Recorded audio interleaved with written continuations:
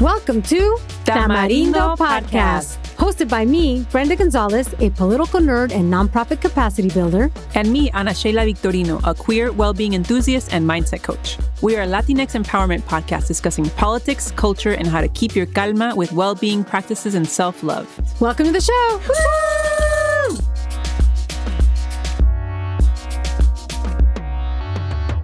Well, hello. Welcome back to the full Tamarindo, this time with Ana Sheila as we welcome Hispanic Heritage Month. We don't like Hispanic. We like to say Latinx Heritage Month, or we like to say Latine Heritage Month. But you know what I mean. It's that time of year. How are you, Ana Sheila? It's that time of year. Well, I feel like first of all, I am so excited to be back, y'all. We had maybe one of the longest breaks that we've had, but I feel excited. I feel energized. We've got some exciting interviews coming up this season, and I feel like we're about to get really busy. So I'm just trying to soak up this last sort of energizing, restorative time before it gets wild, because y'all, you know, everybody's reaching out right now for for all the things in September and October. Pero beyond that, I'm in my feels, Brenda, because I just had the honor of interviewing our guest for today's show, and it was such a lovely, beautiful interview. So our guest today is Miami-raised writer and director Aitch Alberto. Their new film, Aristotle and Dante Discover the Secrets of the Universe, is out now. She is a Sundance Episodic Lab Fellow. She was most recently featured on Variety's 10 Directors to Watch for 2022 and Indiewire's 22 Rising Female Filmmakers to Watch in 2022. So Brenda and I got to see this film, and it is such a beautiful coming-of-age film based on the book by Benjamin Alire Sainz about two young queer Mexican boys, with also appearances from Eva Longoria and Eugenio Derbez. So Brenda, I want to ask, is there anything you want to share about your experience watching the film?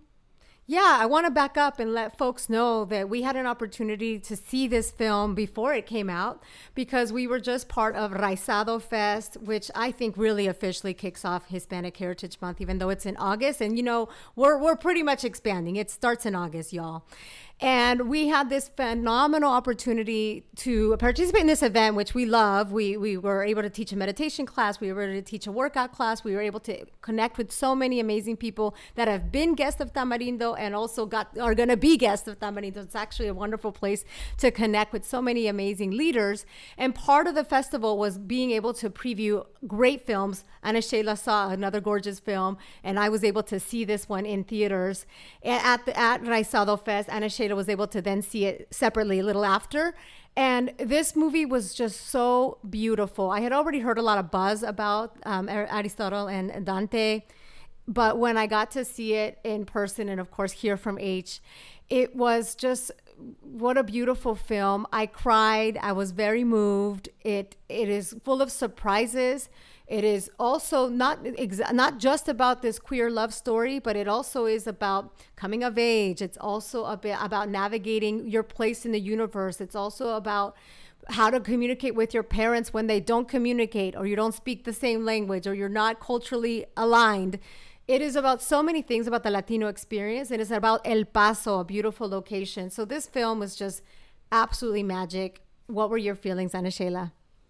Yeah, I mean, it's hard to say more than what you just shared, Brenda, but echoing all that, and obviously it really resonated with me, and it really took me back to being 15 and being a queer who was just discovering it, right? And my own feelings and struggles beyond that identity. You know, being a teen can be really exciting. You start to discover yourself, start to really find passions, but it can also be really confusing and difficult, which we see in this film, right? So we wanted to actually spend a few moments and minutes talking about what it was like for us growing up, you know, being Mexican teens where we live. So Brenda, just curious, what excited you? What do you remember about being a teen? What excited you? What were you struggling with?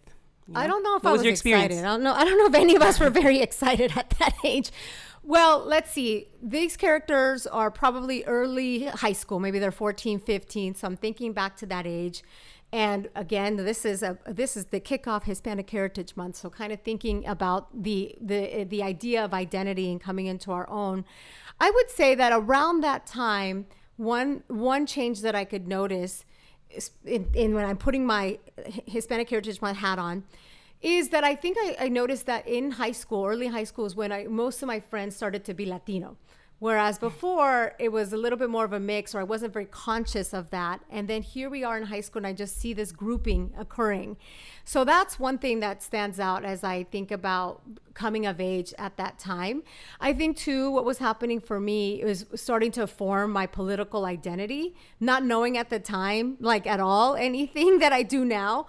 But one memory that stands out, actually, Ana Sheila and I, we sort of talked about this briefly as we were gearing up for this season. But one of the things that I got to do in high school around that time was participate in something called Promoting Unity and Social Harmony, PUSH. And this was, I now know, looking back, I now know what more about it, but it was part of the Orange County Human Relations. It was all about building racial relationships and strengthening racial relationships in Orange County, which, if you all know anything about Orange County, the history is not great, okay? And one of the activities when I got to go to PUSH was we all lined up in a row, and there was an activity where the instructor said, if your parents took you in a museum, take one step forward. You know, if your parents are college educated, take one step forward. All these sort of things that I didn't know were privileges. And at the end, you see the group spread out. And of course, you have white men, white boys at the front end. I was somewhere in the middle, but it was a really powerful exercise to recognize some of the privileges that I have, even though I was undocumented, even though I'm an immigrant, even though I come from Mexico, which former president called is where rapists are coming from. So I think those are the things that come to mind as I think about the Latino experience and being of that age, and how it relates to this movie, which of course talks about so many different things. But as I also mentioned, it is also about the Latino experience and maybe even differences with education attainment and your place in society. So those are some of the thoughts that come to mind, but I'd love to hear what it was like for you, Ana Sheila, to be a young teen. Yeah, no, well, thank you for sharing those reflections, Brenda. And I think that I like that nuance, which we also see reflected in the characters in this movie when y'all get to see it. So to paint a picture, what was it like for me? So I was in Riverside. Sorry, let me start again. I was living in Riverside when I was in high school. Riverside is a city in an hour-ish, or it can be up to 2.5 hours with traffic, y'all. But anyways, about 60 miles southeast of Los Angeles.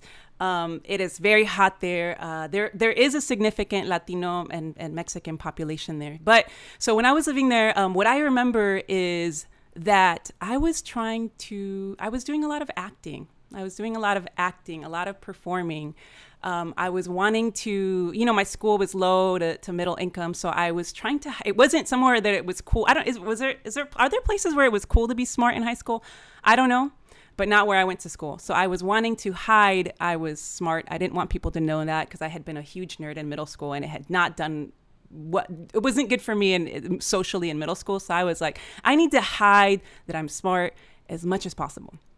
That was one thing. I was wanting to appear like a well-educated Mexican immigrant. Like I wanted to move around the world and folks to think that I was like, pues sí, que me portaba bien, que I was an upstanding citizen, so that people thought that I deserved to be in this country. So I remember thinking, so you're grown as you're obviously we're kids, but you're also grown. And so I was very much already thinking about how I wanted to present myself to the world and that I was wearing this mantle of an immigrant. I also realized I was gay, and once I realized it, I also then started to hide that. And what that also meant is that I feel like that was the beginning of a lot of hiding, right? And a lot that I did with my family and other folks that lasted a long time.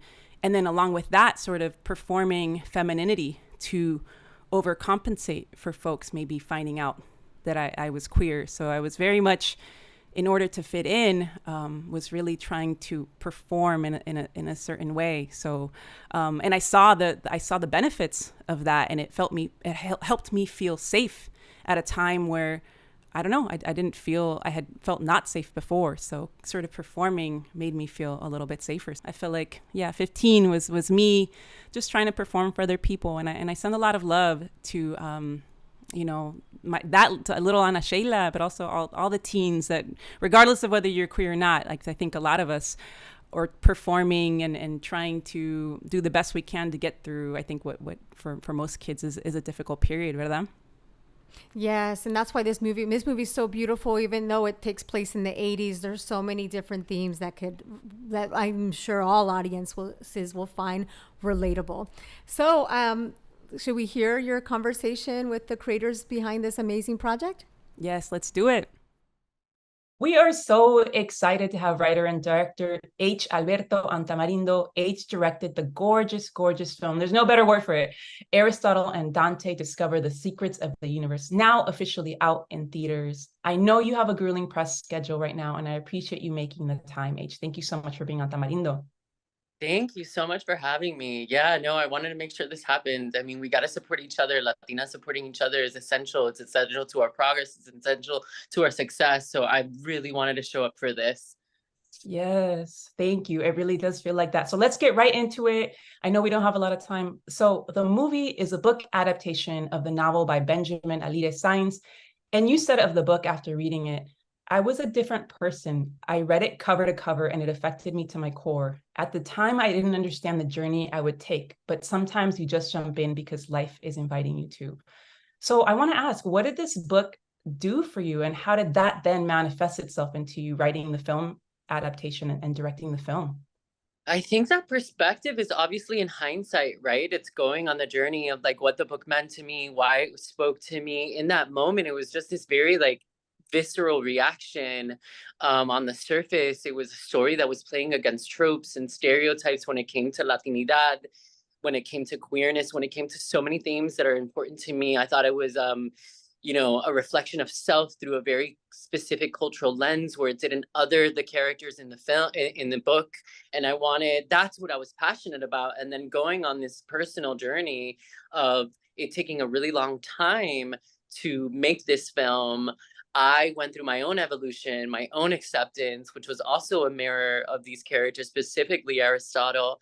But like, I didn't realize that was the subconscious, right? That was the thing that was speaking to me, the invitations for my own acceptance, which is what also like in order to kind of like arrive at that is what in turn made me, I think, ready and prepared to be the person at the helm of this story, to be able to at least honor the love that it had in it, because I was reflecting that back to myself. So the lens that I was able to approach it with, I think would have been very different had I been given the opportunity to direct this and adapt this at the beginning of my journey when I first read this. Thank you for sharing that. I love that as an invitation to acceptance. And I think y'all, when you watch this film, whether you're queer or not, like I think that's the big takeaway from the story. And I want to ask you, how would you describe the story to folks? Yeah, and I also want to we talk about the queerness of it, and it's like obviously there because it's a perspective shift and it's like different. Right. But I think to me, and like the way I try to approach it, the way I try to approach my life is like I don't want to be othered for like an aspect of my identity. I want to make sure that like that's not how people are leading, talking about me or how I talk about myself and how I talk about this story. What I'm so passionate about, and what I think Ari does within the story is that he claims love, right? It's a sort of like love transcends, and that transcends identity. And however you could distill the story or distill me, like love is at the root of it. And like I want to make sure that that's sort of like what we're talking about at the forefront of it. You know, when they talk about me in the press lately, it's like trans director, and it really irritates me because it's like I'm a director. We never say male director directs film. And I want to make sure that we're shifting that language as much as possible. And if I'm given the opportunity that we're talking about it, because that's how we sort of like normalize, because I'm not another, you know, I'm a formidable being that is a contributor to society, and my identity is it informs my perspective, but it isn't my whole story. So yes, sorry, what was your question? I wanted to make sure. Yes, all the snaps to that. No, thank you for sharing that. I asked how you would describe this story and what this story is about. I think that also like informs that, right? To me, this is a story about it's not only about love, romantic love, familial love, about self-love, but it's that very thing of like noticing the love that we have around us, accepting that love, and then letting that love inform how we move in the world. That's how I would Yes. describe this story, because that's very much the journey. I think at the beginning of this film, these two characters have, we all do, right? We have the option of either picking fear or love. And we see them embodying them picking the other, right? Dante is very fearless because he's so rooted in love, which is a reflection of like how he's growing up in his family. And then Ari is so deeply in the trenches of fear. And as we sort of evolve within the story, we see that the only option to truly like see the magic around us is to choose love, because that was also really important to me, is to create a world that was grounded but where magic is possible. So I know that's a long-winded answer, but I think those are like pieces of how I would describe this story. No, it's such a beautiful answer. And I think that reflects on so many of our journeys. Like, I think that's so well said about it being about choosing love. And that, I think for a lot of adults, it's us learning how to choose love, because a lot of us didn't do that when we were growing up. Regardless of whether you're queer or not, we're often betraying ourselves for others, right? And I think you really showed that journey for Aristotle so beautifully, because like you see him at the end, you're like, wow, this, of course there's much ahead for him, but just to see him at the end and see where he is and how he's chosen love, and in that moment, you know, it's so beautiful. And I resonated so much with Aristotle, and I remember kind of feeling a little pissed at Dante, like kind of being a little jealous and pissed. I'm like, well, it's so easy for you, and obviously it's not easy, but I just remember, you know, kind of resonating more with Aristotle, and it taking time to get to that place, and it not being so easy to choose love, you know? It's not. And I think like at the beginning, the delusional version of me thought I was like very much a Dante, but like in reality, I was very much an Aristotle. And like that realization also like freed me of so many things, you know? What I've learned is that we never arrive at anything. It's sort of like, how do we live with the ugly? How do we keep evolving from the place that we're in? But there's never like landing in a moment where like, ooh, I'm fixed, everything's right. You know, and like I think that's also like in the film, it's influenced by culture. I think our culture, like specifically, we have a lot of learning and sort of growing and unlearning when it comes to that. And I think that's like the generational reflection in both of these boys, where the parents are such a big part of their journeys and how they exist in the world and how they inhabit that. And us are, you know, generationally, we're sort of breaking that cycle, because like our parents often have to come from like a place of strict survival mode and assimilation, and like we're giving ourselves the opportunity to kind of evolve in that and like to see the love around us a little bit more, so we're not so deeply rooted in fear, which is not an easy journey to go on. I love that. So you shared that a goal of yours for the film is to help, so this is another big theme, but help redefine masculinity, specifically for the Latinx community. And I think this concept of femininity and masculinity, it's you know, it's complex, it's confusing, it's misunderstood, it's talked about in so many different ways. And then I think you add being queer, and I'm speaking from my perspective, but I think a majority of us often feel outside of these traditional views of femininity and masculinity, and we struggle with that. Like, how many of us have performed femininity or masculinity trying to fit in? And of course, whether you're queer or not, we've performed this, right? So I wanted to ask you to expand on what message around masculinity you wanted to share through your storytelling. And then I'm curious how your own relationship with masculinity has changed. Yeah, we could have a whole right. We could. I would love to have, because I think I'm fascinated by sort of female male dynamics, by the masculinity and gender alone. Like I think there's so much back there, and like we haven't even like scratched the surface. But within this, like my approach was like, how do we approach these characters that we don't often see in front of the camera, that we see through a more violent lens? How do I flip that on its head and bring a more sensitive, more compassionate, more empathetic, and in turn, by definition, a more feminine lens? And it's not in the like behavior of femininity, it's in the energy of femininity, right? Which is something that like I think I'm still very much learning. Like I'm attracted to cis hetero men, and you know, the male female dynamics of how we've like culturally been taught is very interesting. And what I notice is that women that are in positions of leadership, or that are stronger women, have a harder time finding a dynamic that works for them. which is its own conversation, right? Right, right, But right, right.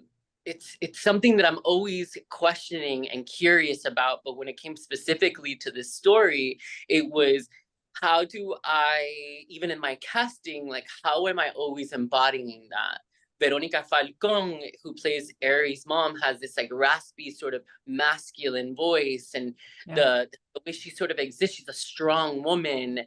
And Sam, played by Kevin Alejandro, has this more like, you know, traditionally feminine approach. He's a writer, he's softer. So I'm always trying to shine a lens on that, even if it's subconscious, if it's subtle, of how I'm presenting that. And in turn, I'm redefining that, right? Because, you know, we're seeing another example, we're seeing another reflection of what it could be. And that's what this story I was so passionate about telling, was how do we give our community, specifically the men in our community, another option of how they could see themselves, of how they could see their kids that may be othered or different. Because I think, you know, historically, our stories being told by other people have been so, you know, whittled down or distilled to one aspect of us, and that's often a violent one. And it was very important to me that my lens was as feminine as possible, and that the masculinity was just innately there, that this like Yeah. idea of a masculine man could also cry. So it was just like authentically and like subtly trying to like bring a mirror to those things without, you know, being super obvious or overt, that those were themes that I was exploring. Yeah, I love that. And then, yeah, so I'm curious if maybe throughout this film or just in your own journey, how your relationship with, you know, the notions of femininity, masculinity have changed. Well, I performed masculinity, or like a version of it, for so long that Right. I have an aversion of it Mm, now. Within myself, I've fully embodied and stepped into my feminine. But it doesn't mean that like the strength of a woman is not in me, which we often want to say is masculine. masculine, right. uh, I think we need that masculine energy to survive in the world, and that's just a fact. And me, as who I am and who I embody, I'm so grateful that I have that. But I refuse to be a victim to it, and I refuse to sort of placate to a version that people expect of me. I think the most radical thing I've done is sort of like accept every aspect of myself, and that's something that I do on a daily basis. And that comes with the acceptance of like where I'm feminine and where I'm masculine, and that's just like what's true for me. And in Yeah. turn, that like redefines it for people. But I try not to concern myself too much on like what people's expectations are, which wasn't always true. But I just did it Yeah. for so long that I can't do it anymore. Yeah. I love that you said, you know, that strength being a feminine characteristic. And I'm no expert on notions of this, right? But I think that I had a friend who identifies as non-binary, and we were talking about this, and they spoke about, you know, strength being how the strength they've been connecting with feels like a feminine trait, like part of their femininity. And I was like, yeah, why have I never thought of it like that? And it kind of opened up my mind to think about this differently. And I started seeing, yeah, how I had been thinking about how I myself had sort of, as someone that's queer and I think tried to perform femininity for so long and is now kind of figuring out what they are, like how I also had an aversion to femininity and was seeing a lot of negativity in it that wasn't there, right? Because we were sort of taught that too, right? Yes, I yes. mean, yeah, we could go on and on about this, right? No, and I kind of want to. It's like softness too. Like the examples that I Yeah, saw growing up, my mom and my grandmother were the people that raised me and that were in my life really actively, and they always had this softness to them. yeah, I always felt people took advantage of, right?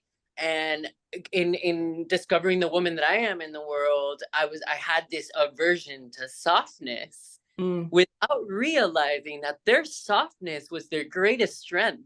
And yeah, that to me was like, I'm really trying to adopt that now, in the realization of that, of like, how am I in my softness strong? Because that is just so powerful.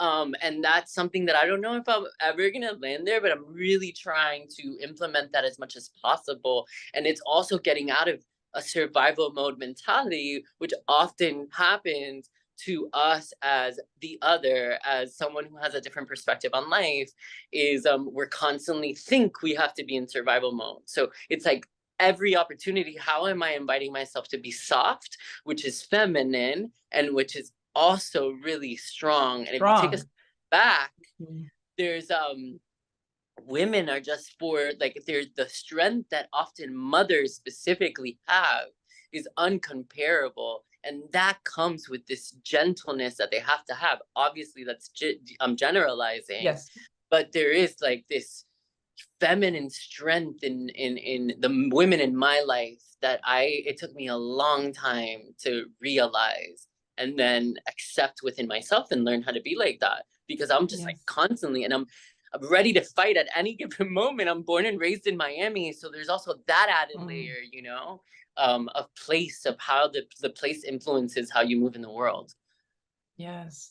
So shout out to the women in our No, lives and our families, our mothers, who have displayed such a soft strength. And a lot of times we didn't give them the credit they deserve, and they still deserve way more credit that we can't ever speak to. never. I don't think I could ever get it. But I would always be like, I can't be like that. Look how people talk to you. Look how people do. And there was just such this like, I don't give a fuck softness that was like, when I landed on that, I was like, holy shit, like that's where it's at. Like that's the key, you know? Yeah. Yeah. So, I mean, I have to say, watching this film was really emotional for me. I was a queer teen in the 2000s. So, you know, decades after the setting of this movie. And like I shared, I really related to Aristotle's struggles, but I wish I had a film like this when I was growing up. I wish I had a Dante, but I didn't, because I don't know, you know, if I had seen this when I was 15 and I was, you know, coming out to myself, not to anyone else, but to myself. And had I seen that, perhaps my parents would have been okay, right? Like that this would have been okay, that this was a possibility, then maybe I wouldn't have been so scared. So I'm thankful. I know this, you know, there's universal themes in this movie for anyone, but I do really appreciate the lens, you know, and so I'm curious, what is your hope for this film? What do you hope it does for folks? I think that like the universal theme is that queerness is a different thing for someone else, right? I think it's like a different thing you have to accept and negotiate within yourself. It doesn't, like, that's where the universal theme lies. It is like, that's the journey that we're witnessing. Thank you so much for sharing that. I'm so happy that you were able to kind of like, maybe there was a little healing that happened too, because I think that's also why I made it for myself. I'm hopeful that this is the beginning of a conversation, a multi-generational conversation. And I think more than anything, we really see in the story and in the film how important it is to use our voices, how important it is to tell people we love them, to make sure that we're giving people permission to see themselves. Because I think we often take that for granted. And I think that's what we see in the movie, right? I think there's a realization, if like these people don't step in and they don't use their voice, they can make a similar mistake without spoiling it, a similar mistake that they made in their past. And that's what I hope happens. I hope this is like, people are like, oh, I need to talk. I need to talk to my mom. I need to talk to my dad. And that we also have a little more gentleness around the people around us that maybe don't know how to do it. And we could help guide them to, that comes to like our parents. It doesn't have to be like the parent with the child. I think for us, we may need, I know I'll speak for myself specifically, like there has been moments where I've had to like sort of guide my parents on how to parent me. And it's because they didn't have the tools, they weren't taught. Which goes back to this other cultural conversation of how it is. And like, I hope that all of that is sort of an invitation to a beginning of a conversation. I love that. I love that. Speaking about it as an invitation, and also having grace for each other, right? Yes. Because we are, you know, there are a lot of different generations living at the same time, and we didn't have the same tools and the same language. And so we could really be trying, but we don't always have the same capacity, right? So can we be honoring of that too, right? In our conversations. And it may look different than we expect it to look, you know, and like, it's important to kind of check in with that. I think that hopefully people are inspired to kind of walk out of not only have a more open heart and open mind, but with a different lens of how they see the people around them. Yes. And I think what sticks out to me is I hope, and I know you hope, is that we can keep choosing love, and that we know how hard that can be. And so doing what you need to do so that you can choose love, if that means finding that community, that family, whether it's blood or not blood, the people around you that will allow you and make you feel safe to choose love. Right. That's beautifully and perfectly said. Thank you. Well, thank you for the inspiration. But I want to ask our last three questions that we love to ask our guests. Our rapid fire questions are matraca, basura, and calma. So I'd love to ask you, what do you want to give your matraca to right now? So what are you loving? What are you grateful for? What's making you smile right now? I think where I'm at right now, it's like absolutely insane that this is all happening. Like when I take a step back and realize that this dream I had, that I literally just like pursued and made happen, is actually existing at this level, is astonishing to me. And like we could forget when we're in it and take it for granted, but I'm making sure that I'm taking a step back and like stepping into the moment as much as I can, because this is really exciting for so many communities that I embody. Yes. Celebrate. You get to celebrate yourself. You get to celebrate everyone that, that put their work into creating such a beautiful. Yeah, just everyone, the collaboration. It's really exciting. So yes, that's putting a smile on my face. Yes. Okay. What about your basura? What do you want to put in the trash right now? I think every day I put in the trash this sort of like notion of imposter syndrome of I didn't go to film school. I didn't like, it doesn't look I look different than this, like all of those things. Like every day I make a really conscious decision to not let that lead me in any capacity, and to constantly be using my voice around that. Right. So it's I worked for this. I made room for this, and no one did me any favors, and like that is a constant reminder that I think we could all do on a daily basis. Always. Okay. And then lastly, what's giving you calma? What's keeping you grounded? I keep noticing that, and like I've always done this, but I keep calling my abuelita to like check in with her, like when things are getting a little crazy. Like I find myself very subconsciously just calling her and checking in. It's not a very long conversation, but it's like a reminder of like where I came from, and my first sort of like fan, and my first person who said I could do it. So yeah, it's been really kind of beautiful that she's been around to watch it and that she could witness it, because it was one of the things that I always like dreamt. So yeah, she's bringing me a lot of. Oh, I don't know why that's making me. I mean, it's making me emotional. But what a gift! What a gift it is to get to share this with your abuelita. That really warms my heart. Thank you for sharing that. Yeah. Okay, so I want to open it up. If there's any last message, you've already shared such beautiful gems and nuggets for our listeners. But if there's last thing you want to share with the listeners, even if it's just where can folks watch the film, support you, and anything else you got going on?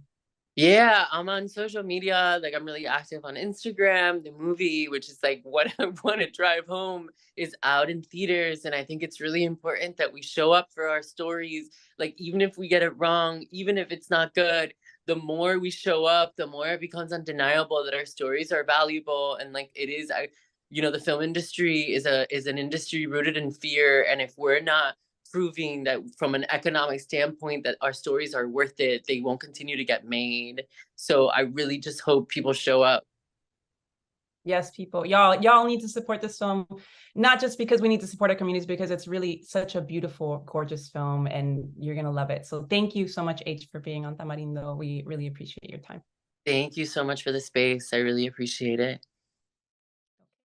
Y'all, Aitch Alberto was so wonderful. We're so happy she made the time because she's been on a crazy schedule. If y'all don't know, because of the strikes, she's actually the only person that can promote the film. So none of the stars, you've got Eugenio Derbez, you've got Longoria, they can't actually promote the film. So she's been doing all the promotion. And y'all, that's why it's extra important that we support the films made by our community so they can keep being made.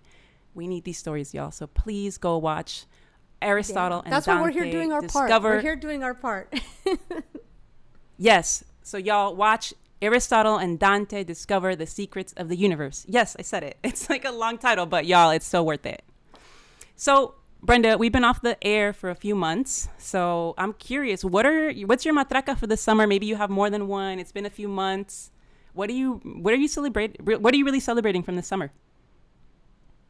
I'm celebrating so many things. I'm glad that we're back. I'm going to go ahead and shamelessly plug once again, because it's a source of a lot of celebration, is the event that I'm planning with Delcy Sandoval, Encuentro to Puebla, Mexico. If you're listening to this, there's still time to participate because we're collecting deposits of $300 through the end of September. The whole trip is $1,600 if you get your own room, or $1,400 if you're willing to share with another Encuentro participant. It is 4 nights at an amazing, glorious, amazing hotel. This is what I'm most excited about. There's going to be meditation, there's going to be yoga, there's going to be skill building workshops. We're also going to go to Tepoztlán, we're also going to go to Cholula. So that whole thing has been really igniting and making me super excited for this summer. But then in addition to that, one thing that I want to give a matraca to is that, and let's cross our fingers, and I'm going to bring my computer here so I can read this a little better and not like look away. So it looks like there is potential that the Pulitzer board will potentially, at least they're going to examine looking at the citizenship rule. They're having a meeting this October, and this is a quote from the Washington Post from Marjorie Miller, administrator for the prizes, saying there is definitely consensus that citizenship is too restrictive a determination for Americanness. And this is regarding the Pulitzer Prize for writing, because there's been some phenomenal writers. One of the it all comes back to Raizado Fest. One of the greatest things that happens at Raizado Fest is that you get to take home amazing books, including, for example, I know you took home, Ana Sheila, the Undocumented Americans, and there's other amazing books from folks that at some point were not citizens or may not be citizens. There's amazing, great writers in this country that have been here their entire time. They are American in every shape of the word, but are still ineligible for so many prizes that require citizenship. So that's another matraca this summer, is just that discussion raising and being elevated, and then the potential, it looks like the hope that there might be some modifications for that. So matraca to that. I love What that. is your matraca of the summer? Well, I just want to say that thanks to Raizado, I'm reading again, picked up books again. I'm reading 2 books right now. So I'm reading Old Good Dies Dreaming, which I'm picking up. I bought it a long time ago, picking it back up. And I'm reading The Undocumented Americans. So thank you, Raizado, for the free books, because books are expensive, y'all. But my matracas, I think really for the summer, it's really just love and community being love. And Raizado, I got to give it to Raizado. It's such a magical experience. And then the other one, Baja Beach Fest, which is it's a weekend reggaeton festival that I've gone to 4 years. And if y'all know me, the fact that I would pay this much to go to a festival, that didn't used to be me. That's not something I would pay a lot of money for. But I paid that much money for. I didn't go to a wedding, y'all, to go to this. And the reason I do it is because not only do we get to celebrate reggaeton, which all the friends that I go with, we've been listening since we were 15, so like 20 years ago plus, and all the new folks. So it's beautiful that they bring all the OGs, like they had Don Omar, they had Ivy Queen, but then they have Ozuna, they have Young Miko, so it's beautiful. The music is beautiful. You're on the beach, but more than that, it's the community and the friendship that I formed with these folks, and just realizing how important it's been and how beautiful it's been to foster and nurture adult friendships, and especially with Latinos, especially with queers, and in a way that now is so much truer to who I am and what I need. And like, you know, so it just feels really beautiful to be inspired and be in community at these events and spaces that it really feels like we're lifting each other up, and we're truly trying to see each other win and create healthier, safer, better environments for our comunidad, you know, and at a time where it does, you know, we're under a lot of economic, social hardships. To know that we are surrounded by people that are doing the work is very inspiring también. Yes, beautiful. I love that. So do you have a basura for the summer, or a calma for the summer? Do you have a basura ready for the summer? I mean, I wish I made more money. Basura to my bank account. Yeah. How about you? I mean, I feel you on that. Just, opportunities that didn't, things that I was sowing that didn't bloom. But I've tried to look at that as positively as possible, which is what I do when things don't go the way that I hope is, of course, get angry, y'all, feel the feelings. But I try to think about, and I guess this is kind of my calma, but like, what does this open me up for? What is this space? What is this pushing me to do? And I think one thing, I had a contract for my company that didn't go through, that really turned things around in a negative way. But I think what it did, though, it pushed me to put myself out there more. So I've been bolder in my presence and like different events that I've been doing, whether it's performing or speaking, things that in the past required a lot more for me to be able to do.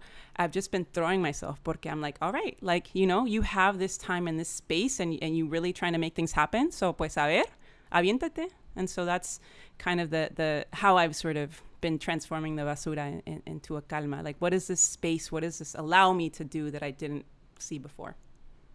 Beautiful. Well, that's great. I will say that one of the other like basuras-ish that are sort of on my list that maybe we can reflect on just briefly. But I want to briefly just say a basura of the summer is the news that the, Futuro Media, which is a podcast network that we love. It's a nonprofit podcast network. And the fact that they had to have tremendous layoffs and they're possibly considering shutting down their podcast In the Thick and possibly shutting down Latino Rebels. And it just makes me want to just pause for a moment, especially as we're thinking about Hispanic Heritage Month, and especially as we're thinking as this vehicle of Tamarindo, of a podcast, as this way that we build community, the way we build connections with amazing, beautiful people, the way we get to elevate amazing work like today's movies and the features of today. It does make me pause a little bit about the state of Latinos in podcasting, Latinos in media, when this amazing beacon that is Futuro Media had to completely scale back, even though they are award-winning. So it is why you all hear a lot more ads on this podcast. It is why all of your favorite podcasts are now littered with ads. And it is, if you like what you're hearing, I'm just going to make one plug to let you know that we always accept contributions. We have a place on our website where you can, one of the many ways you can support us, there's many ways you can support us. You can support us by sharing this episode. You can support us by writing a positive Apple Podcast review. Those things are so valuable to us. You have no idea. And you can support us with a contribution, whether it's $1, $5, whatever feels comfortable to you. All of that is helpful. And I want to just pause and reflect on the dangers, the threat of Latinos in podcasting, just like everywhere else, especially when you think about the strikes in so many different places and newspapers scaling back. There's just so much. I want you all to just reflect on how important it is to keep these sort of conversations happening. And we need your support in any way that you can. So that's how I'd love to conclude the Latinx Heritage Month episode. Yeah, and just to echo, and just to echo, Brenda, yeah, thank you for bringing that up, because it's hard to pick up basura, because of course we can find a bunch of basuras that have happened this summer, but I think that is a really good one to put an exclamation on what's happening that we saw this summer as the strikes continue, and just this attack on Latinos in all industries, because ultimately we are often the ones that get worst hit, right? And I'm also thinking about now hearing about the folks that that worked on striking down affirmative action, right? Like they're now also looking at where else they can sue for folks, giving investor money to Latinos or Black entrepreneurs, right? So this is what's happening. So there really is an attack on services that help our community who need the help. So this does feel like a very critical time, and why it's even more important that we do the work that we do, that y'all contribute, that y'all support, that y'all watch these films, todo lo que puedan hacer. So thank you for calling that out, Brenda. Yeah, well, with that, I hope you all love this first episode with both Ana Sheila and Brenda. Thank you so much, y'all. Please, ponte un suéter. It is almost the fall. We love y'all. Ciao. Besos.